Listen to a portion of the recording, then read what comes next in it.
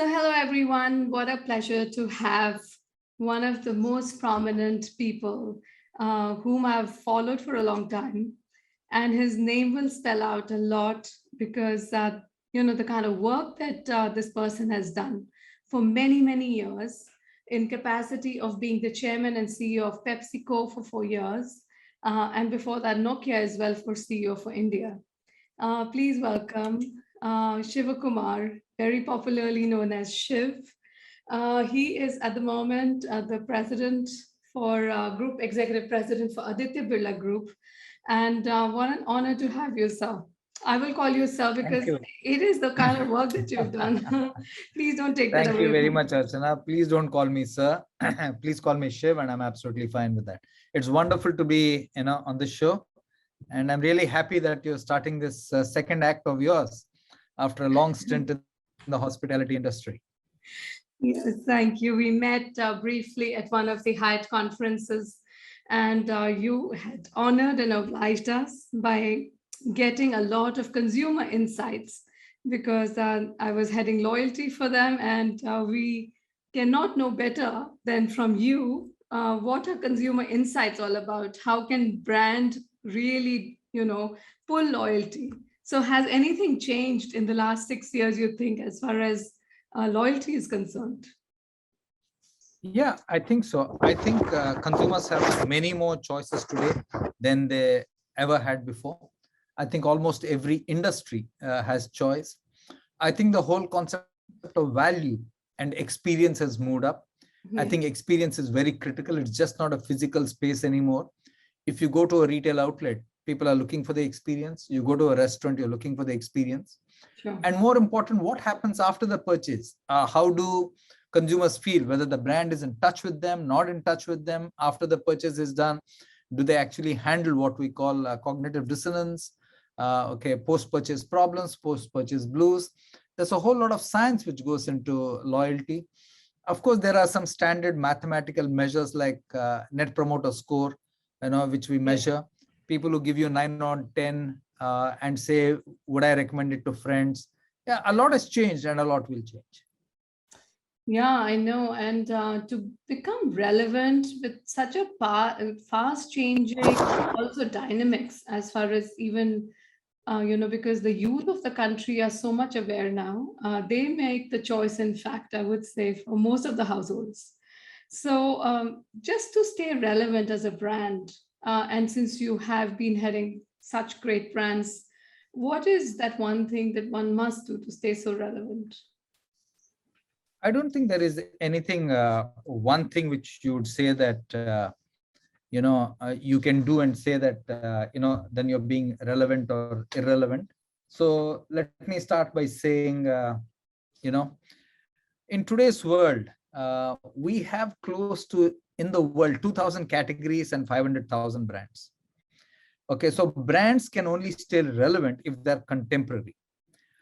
A big change in today's environment, Archana, is digital. Consumers today love the freedom of choice which digital offers them, and they love the freedom of shopping, sitting in their bedrooms or sitting in their living rooms, and they love the concept of door delivery and sending it back, return if they don't like it. Yeah. Indians have never had it better. They just love this whole concept. And I think this concept is here to stay. I think some brands have adopted to this. Many brands haven't adopted to this. If you don't adopt, then I think you will not be relevant. And I think the key thing is, how can I use technology to stay relevant to the consumer? I think that's the real message. One part of technology is e-commerce, as an example. Yeah, absolutely right. But there are some brands which are not still digital, they don't warrant being in the digital space, just like what I do probably in my work. We are facilitators. The virtual world was completely new. There is a lot of touch and feel. You take so many workshops as well. So, the role of how the touch and feel is still, the impact is still different than being in the digital world, isn't it? Absolutely. So, you're so still being, like, how can you, I face this challenge myself that am I being even noticed? Because most of the people don't even come on camera sometimes. And, they don't want to hear. And the Zoom fatigue has set in so much. Then one doesn't know what is the real way to really touch and impact. I thought, do you want to say something on that? No, I thought you were just making a statement, so I was not reacting. All right, okay. Okay, so coming to my, of course, so much learning from you that we want to know.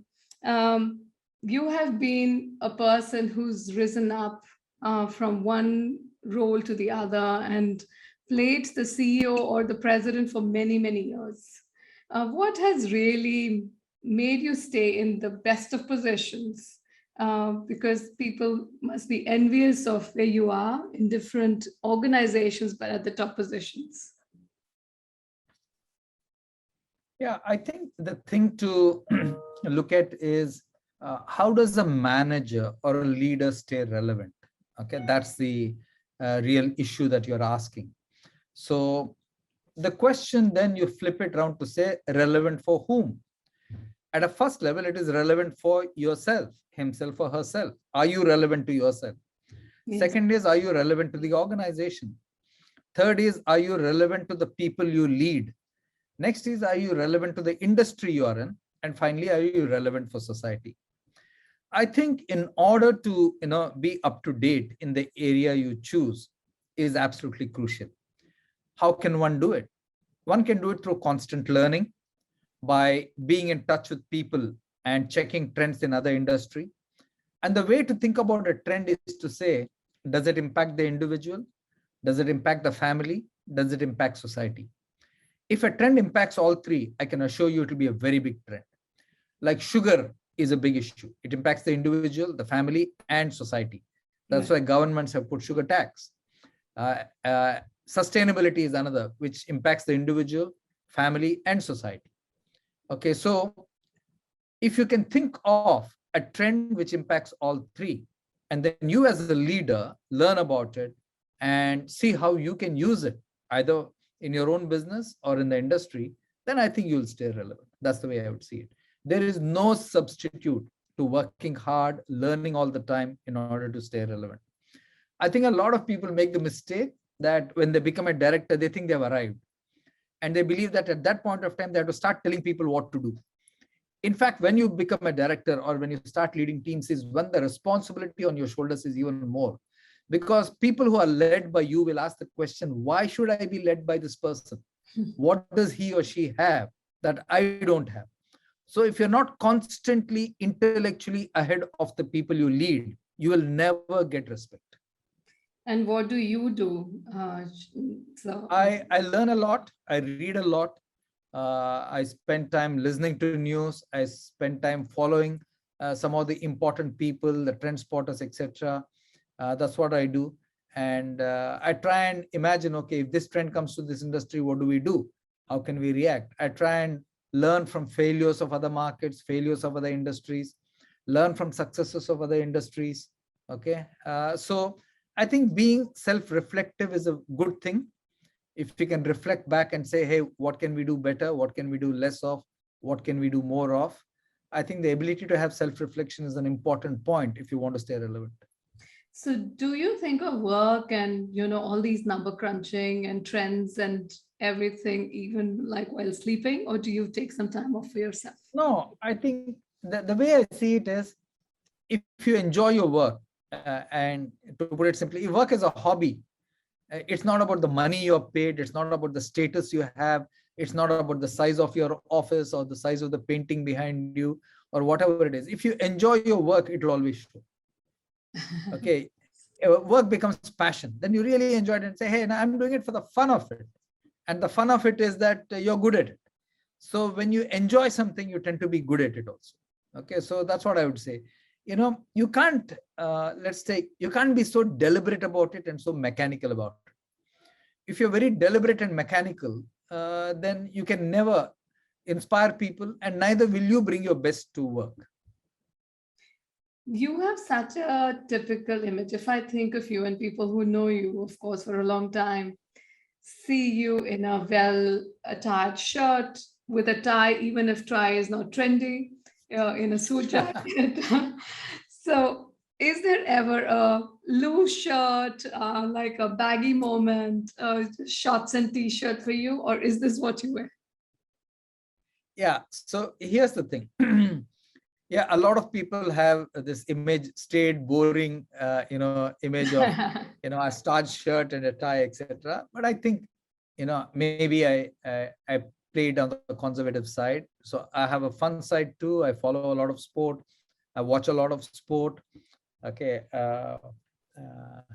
that's a completely different side. Yes, I do wear lots of t-shirts and other stuff, which is not the. But at work, I'm always, by and large, dressed in a white shirt, blue shirt with some tie thrown in. A white shirt and blue shirt because it takes away the complexity.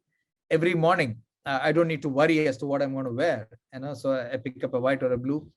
And I remember a number of the girls in PepsiCo used to rag me and say, Shiv, how did you choose this blue over the other blue you had yesterday? So that's okay. But here's an interesting point. In every industry, we deal with the ecosystem.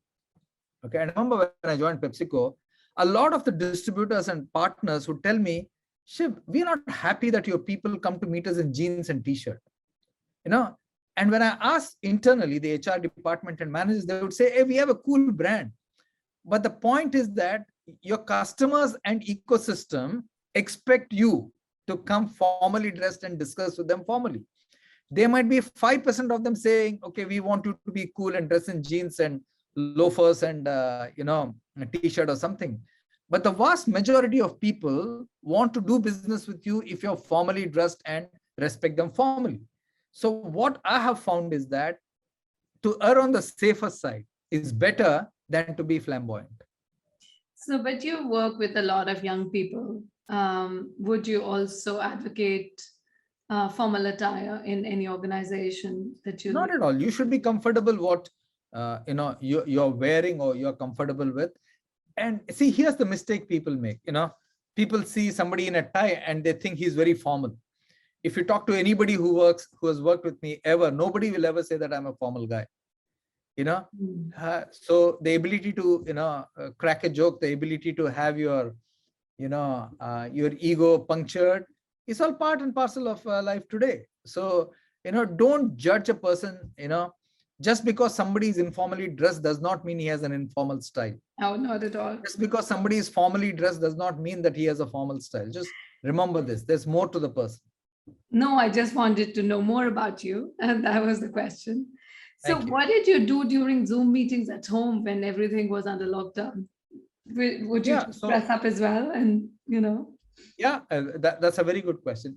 Through the pandemic, one of the things I recognized is that if I let my schedule go, if I break my schedule, then I would actually get into some bad habits. Okay. So every morning I maintain my schedule. I'd get up, go for a run, be ready, shave. The number of people in the pandemic who would come unshaven for meetings, who would just pull on a t-shirt, just splatter some water on the face, etc. I said, look, I will not do any of that. I asked myself, okay, if I had a physical meeting at 9 o'clock, how would I be dressed? What would I do?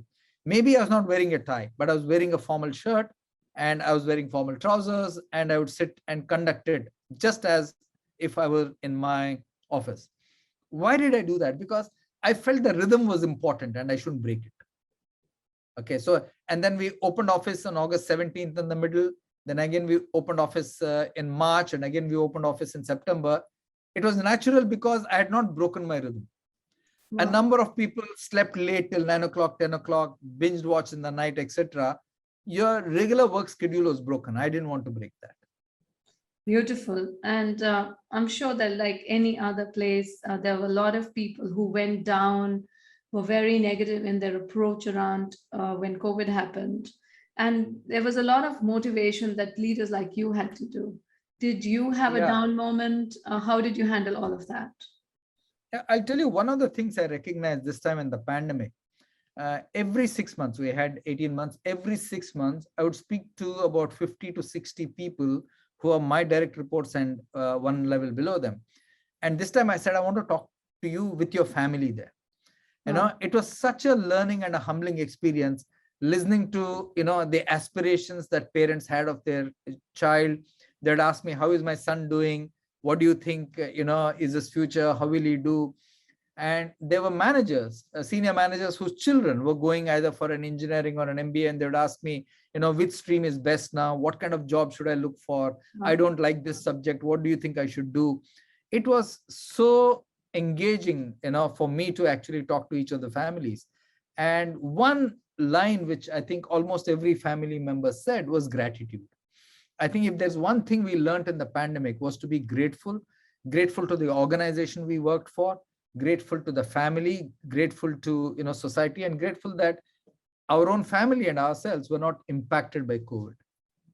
So, and did anything change in your leadership style during these 2 years? Oh, yes. I think I learned to communicate better on the web. I'll give you 2-3 instances. There's a young boy called Ekansh who used to work for me. He's now gone and joined a startup. And one day we had to make a project report and a presentation, and they'd done a bad job. And so I pulled him up on the call, him and his team, and saying, this is not good work. We need to step up, etc. And after every call, I typically tend to, next I would ask them, okay, what's the feedback from our last meeting, etc. So Ekansh said, Shiv, please don't pull us up on these calls. I said, why? What happened? He said, my parents were sitting in the room, Shiv. So, I felt bad. I said, but why didn't you tell me that your parents were sitting? He said, I couldn't say because the flow of the conversation was there. In another case, I had to pull up a CFO because he was not doing his job. He was not reaching out and collaborating with his people. And he got very, let's take, upset and said, I don't want to do this, etc. Later, he told the HR manager that, my wife was sitting in the room. So the HR manager told him, look, Shiv would not have known that your wife was sitting in the room if he's, asking you to do something with your colleagues. If you told him my wife is sitting in the room, he would have talked to you differently. So my big lesson is, when we are sitting in a physical room, we see everybody. We see the body language. We know what our voice is. We know what modulation is. We know what the reaction is. But on the net, you can never make that out. Half the people have not logged on video. So you have to elicit response. You have to say, hey, Archana, what do you think? Yeah. Hey, Shiv, what do you think? Hey, Gautam, what do you think? If you don't do that constantly, and if you don't find the time to do that, then people have virtually sleepwalk through your video session. Beautiful. So please tell me, this podcast is about second act. And the name itself, the second act is like a bigger purpose or something bigger that you're aspiring or can bring in inspiration to you. Do you have a second act that you play your work as well as your personal role in? Is there something bigger that you're striving for? Yeah. So as I mentioned to you right some time ago, if you've been contributing to industry and society in the area which you believe you're good at, etc., I think you would have started your second act even before you finished your first act. Okay. So I have been attracted by management education for a long time, of contributing back to industry, whichever industry I worked in, whether it was FMCG, whether it is telecom, whether it is anything, or food and beverage, etc. Yeah. So I think that's important. So for me, I've been on the boards of a few companies. It's one way of contributing back. But more important, on management education, I've been on the board of IIM Ahmedabad for 5 years. I've been on the boards of XLRI. I'm on the board of XLRI, XIMB, IIM Udaipur. So that's one way of giving back, and that's the second act in itself. Another act is I've just written a book this year, released in January. Touchwood, it was a good bestseller. I'm planning to write my second book now. So I ask myself, what can I contribute back to society? And what I can contribute back is my experience and what I have seen. And people can benefit from that. So that is my second act. Boards, teaching, writing, that's what I do. So I know that you wrote this book, and thanks to your second act being the right choice. So what is the synopsis of that, or what was the thought behind getting this book on career choices? You think we are confused most of the times, or you tell us? Good question again. publishers have been asking me to write a book since 2008 or 10. I never got around to doing it. I thought of some esoteric topics like, how does a British multinational work differently from an American multinational, from a Finnish multinational, etc., which nobody would have read except me, I think. They're all dull and boring topics. Then around 2019-20, the Penguin editor, Radhika, landed up and said, "Hey, Shiv, you better write a book. I'm not taking no for an answer." So I said, "Okay, I'll write a book." And then I'm still grappling with what should I write about? Should I write about the life of a CEO? Should I write about my experiences, etc.? A lot of CEOs do that. I'm not like that. It's a bit of self-congratulatory, pieces that you write about yourself. I'm not in that mode. So then I was talking to my wife one day, and she said, "Look, very simple question. You talk at various companies. People reach out to you for various advice, etc. What do they ask you about?" And I said, "They ask me about careers, how to manage careers." She said, "Maybe that's what you should write about. Yeah. If people are reaching out to you, write about that." So then I thought to myself and said, what do I write about careers? And when I talk to people, I recognize that they had many dilemmas in their career. So I started with a list of 15 dilemmas, then brought it down to 10. I started with a list of about 50, 60 people. I brought it down to 22. And that's how the book happened. So this is about the dilemmas you face in your career from the day you start, in terms of how much money is worth it, to should I do a second MBA? Should I switch industry? Should I take a sabbatical? Should I go back to the company where I worked in? Should I join a board, etc., etc.? That's what it is. So yeah, from that, I want to ask you, so we call it a rat race, right? I mean, being from one role to the other, one organization to the other, one career choice to the other.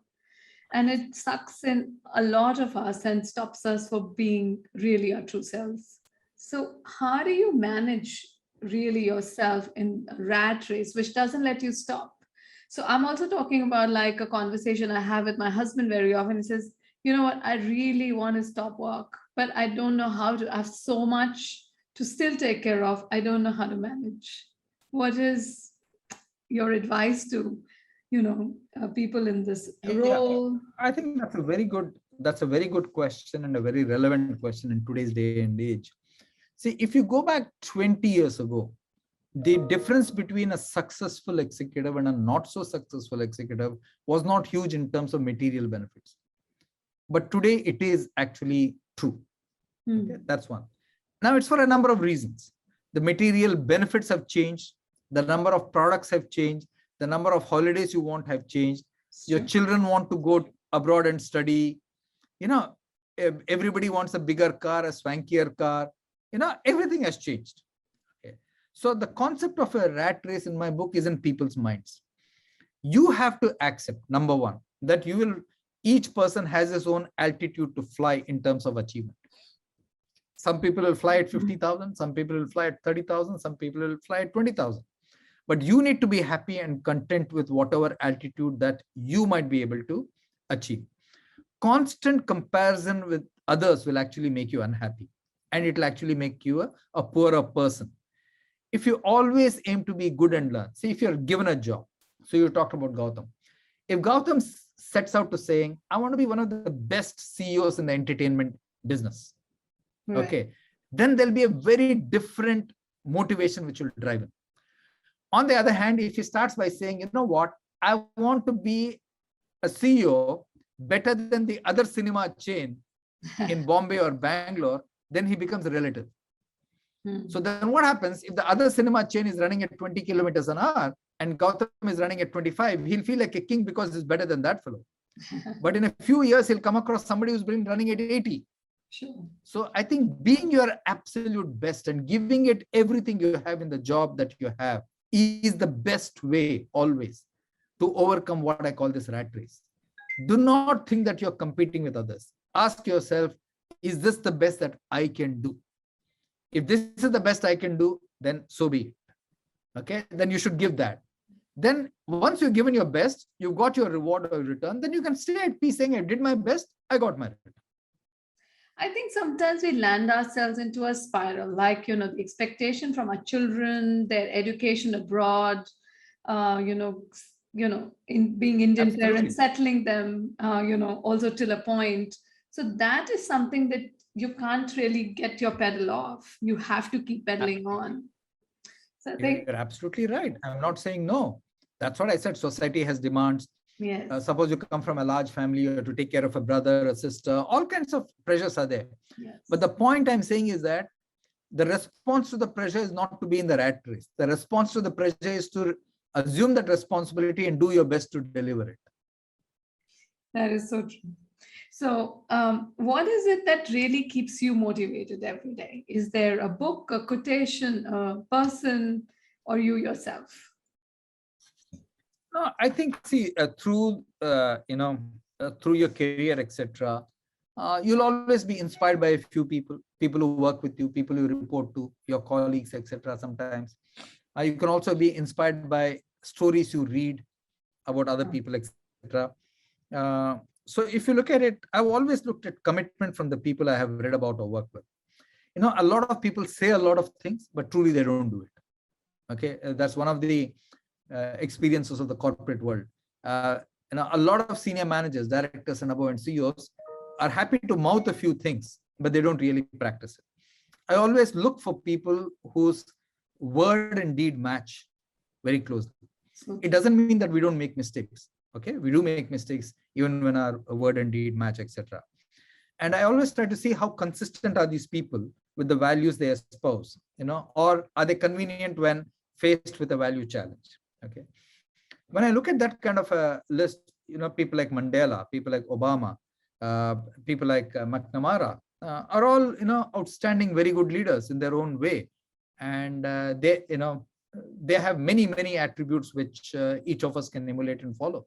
Sure. So I think if the thing I would say is that no leader is perfect, but you can learn from every leader. Every leader has an enormous strength which you can pick and see how you can build it in your own way. But don't look for a perfect leader, don't look for a perfect company, and neither will you be perfect. So is constantly reading, upping your skill, like, you know, these the components of like really being a Absolutely. impactful leader? If a person I has would not say, read enough, sorry, yeah. if you if you want to be an impactful leader, I think number one, be humble. That's very important. I think a lot of leaders are arrogant, which is dead wrong. Number one, be humble. Number two, keep learning. That's the only thing which will keep you relevant. Number three, which not many people will tell you and leaders don't practice, keep teaching. Trust me, if you want to teach something, if you don't know, you can't teach. So nice. So teaching is actually a very good way to sharpen your skills in a particular topic or an area, whatever it is. So teach as much as you can. Okay? Then fourth is keep in touch with people. Now, normally people keep in touch with people only when they need them. But if you keep in touch with people right through as a general discipline, just to say, hi, how are you? You know, how are things, etc. Okay. I think that adds to your leadership and your stature more than anything else. And finally, just be yourself and be natural. Don't try to be somebody you're not. This is what I would say is, important. Yeah, so many pearls of wisdom. Really, thank you so much. I think it's all, your years of collective learnings and being in this space is making the person you are. I have one question on creativity because you have been handling brands. Has the way that creativity is looked at also changed? Because I know that when I joined advertising, it was a lot to do with flirting with advertising or being romantic with advertising. But today, with paucity of time, even if you open the newspaper, it's put the message out there. It's like bold message. It's not like behind the bush that you keep guessing. I think the content has completely changed. Do you see it as well? Yeah, that's true. I think now you have Facebook 3-second ads, etc. That will all be there. But the way I see it is, as long as we have human beings and emotions, we will have storytelling and emotions. I think all good advertising is about storytelling. All good advertising is great storytelling.